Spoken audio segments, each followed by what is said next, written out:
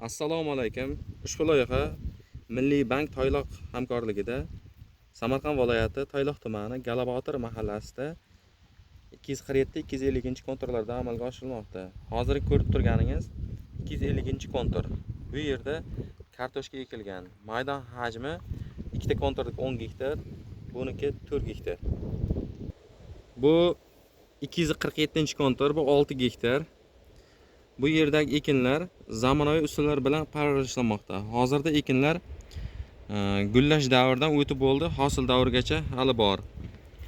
Mahsulotni yetishtirish 90 kun davom etadi. Yetishtirish jarayonida sug'oriladi, tabiiy va mineral o'g'itlar bilan oziqlantiriladi. Ushbu loyihaga 20 ta dehqon xo'jaliklari biriktirilgan. Har bir dehqon uchun o'rtacha 50 sotixdan 20 maydonlar to'g'ri keladi. Loyihani samarali amalga oshirish uchun lider tadbirkor Aliqulov Aziz ishlab chiqarish kooperativi biriktirilgan. Ushbu loyiha bo'yicha har bir gektarda 18 tonna, jami 180 tonna hosil olish rejalashtirilgan. Kelajakda ekin maydonlarini kengaytirish va shu orqali dehqon xo'jaliklarining daromadini oshirish niyatidamiz.